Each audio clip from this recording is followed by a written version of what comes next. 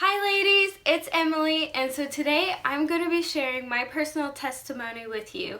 I'm going to be talking about how I struggled with infertility and my 2 miscarriages that I had, and how God turned everything around and blessed us with 2 beautiful little girls. I always knew that I was going to be recording this video for my YouTube channel, but honestly, I've really just been putting it off. I knew I was going to record this video, but I was scared. The reason I've been putting this video off is because it's kind of hard to share, it's hard to think about, and I guess the biggest thing I kept thinking in my head was people was going to think I was doing this video just because I wanted sympathy and I wanted people to look at me and give me attention. But that is not my intention at all at making this video, and that's why I put it off for so long. If you noticed, last week and the week before, I didn't post any YouTube videos because I had planned on doing this video, so I was just putting it off as long as I could. A couple weeks ago on my Instagram, I had somebody direct message me, and she told me that she had just went through a miscarriage. She said she was so encouraged by me talking about my miscarriages on my Instagram, and it really helped her. And as soon as I read her message, I was just so heartbroken for her. That's when I knew that it was time for me to do this video. I've been writing all this down. It took me a long time to write everything down and get the dates right and make sure I had all my information because I had to remember all of it. And it was really hard for me to go back through and remember a lot of this stuff, but it's been taking me a while to write it all down, and if I didn't write it down, I wouldn't be able to tell it to you all. So I'm going to start from the beginning and just go through it all. A little background: there is problems that run in my family on the women's side. My mom had 2 kids, me and my brother, but she also had 3 miscarriages. After my mom had me, she was just having so many problems that she was no longer to have any more kids, and when she was very, very young, she had to have a hysterectomy. My grandma had 2 girls, my mom and my aunt, and she had a lot of problems in her pregnancies. And my aunt is not able to have kids because of the problems that she has. So I knew from a very young age that all these problems was running in our family. At 16, I started having trouble of my own. I went to the doctor, and it was told to me that if I didn't start trying to fix things at a young age, that I could have problems later on when I was an adult. That kind of scared me at a young age that I was already having these problems. That was when I was only 16 years old. So 7 years later, I'm married, and me and Evan are wanting to start trying to have kids. So for 7 years, I've kind of had it in the back of my mind that I do have problems and I may not be able to have kids. And for 7 years, it just kind of was like that nagging thing in the back of my head. Whenever we started to try to have kids of our own, I was very aware that it may not work, we may have problems, and it was really scary for me. In January of 2014, me and Evan decided that we were ready to have a baby. We started trying. 6 months later, I went to the doctor and I told her, I said, I know that something's wrong.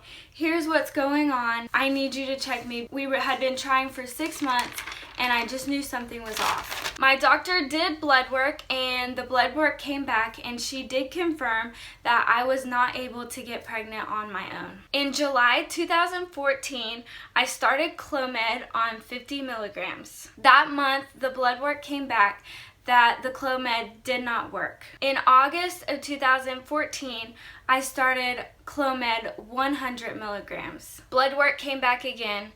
The Clomid did not work. In September 2014, I started the highest dose of Clomid that you can take, 150 milligrams. I was so nervous because at this point I was taking the highest dose you're allowed to take on Clomid, and I was worried that my blood work was going to come back again, that it didn't work. I was thinking we were going to have to start looking at different kinds of methods like IVF or something to try to get pregnant. Clomid was very hard for me to take. It had really bad side effects. It affected my vision. I would have really bad vision problems. I would get really dizzy. I would have dizzy spells where if I stood up, I would just the whole room would start spinning, and it made me really depressed.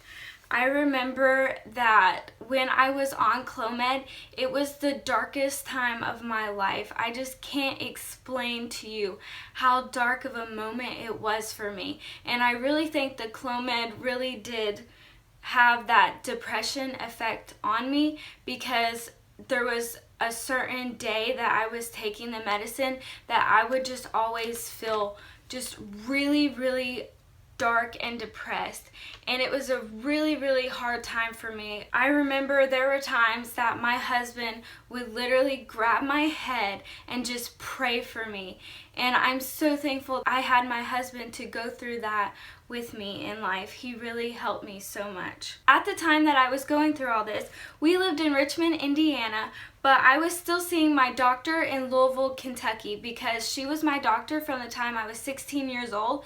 So she knew me and she knew my health and my family's history, and so I kept her because I knew that she knew what was going on and she would be able to help me the best. At this time, we had no insurance. We were self-paying everything. So I had to pay cash for every time I went in to do these blood works. I had to pay cash for all my medicine, and I was paying my gas money to go back and forth every single month from Richmond to Louisville. It was just an added thing on top of everything going on. Finally, the blood work came back, and the Clomid was successful for the month of September, and so we were super excited and hopeful and nervous. On September 24th, we were in Pigeon Forge with my parents and with Evan's family as well. We were there for National Quartet Convention. I took a pregnancy test and I found out that I was pregnant. We were so excited because we had been trying for 9 months to get pregnant. This was my third round of Clomid. We were just so excited to find out that I was pregnant. So we told our parents while we were there, and it was a very special moment to be in Pigeon Forge and be able to tell our family that we were expecting our first child. On October 21st, 2014, I went to my first ultrasound. The baby at this ultrasound was supposed to be 6 weeks. When we had the ultrasound, we were able to see the baby. The baby was very, very small, but we were able to see a baby, but there was no heartbeat yet.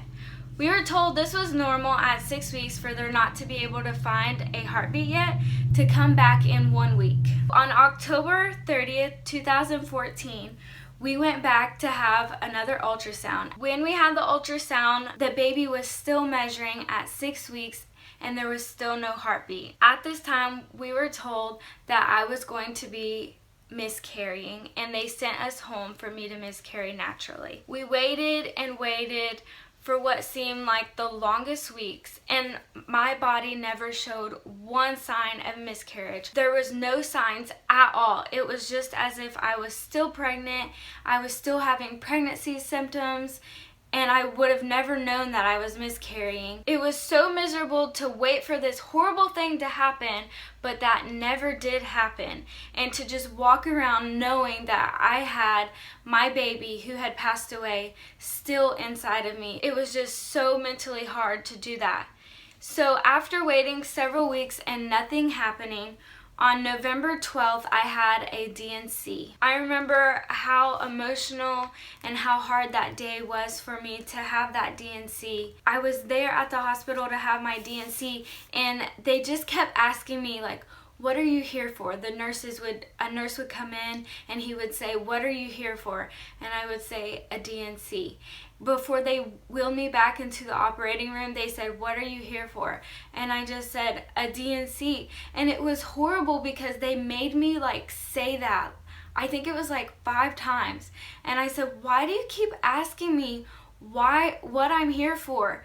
And they said, we have to make sure that we get it right and we have you in the right surgery. But it was just so hard for me to constantly say over and over and over again on that day, I'm here for a D&C.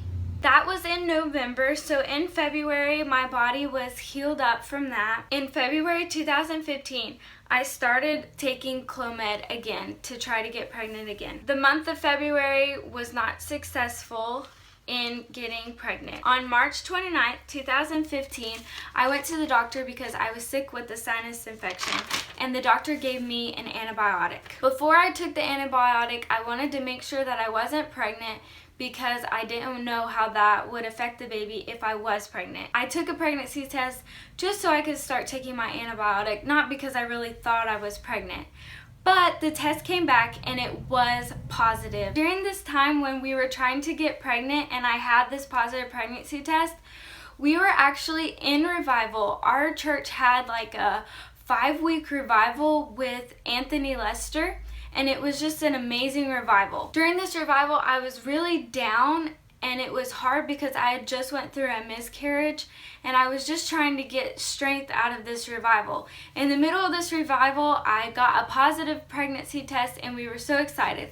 But we didn't tell anybody at the church. The only people we told was our families because we were not sure what was going to happen with this pregnancy. When I was 6 weeks, I went to the doctor to have another ultrasound. When I went in for the ultrasound, we seen the baby, but again, there was no heartbeat. Immediately, I just felt like I was in the same scenario that I was before. Here I was, 6 weeks, see the baby, no heartbeat, and they told me, come back in a week and we'll see the heartbeat.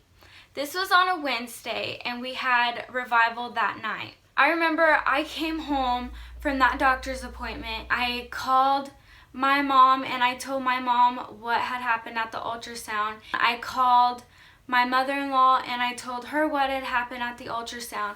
And after thinking about this, I just became really nervous. I was thinking, this is just like what happened last time. What if I have another miscarriage?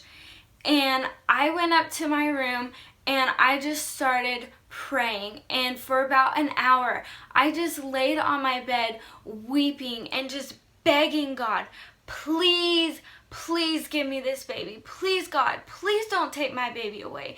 Please, God. And I just begged God for this baby. Please let there be a heartbeat in a week. So I was just so emotionally distraught. I was so nervous that we was going to have to wait a whole week.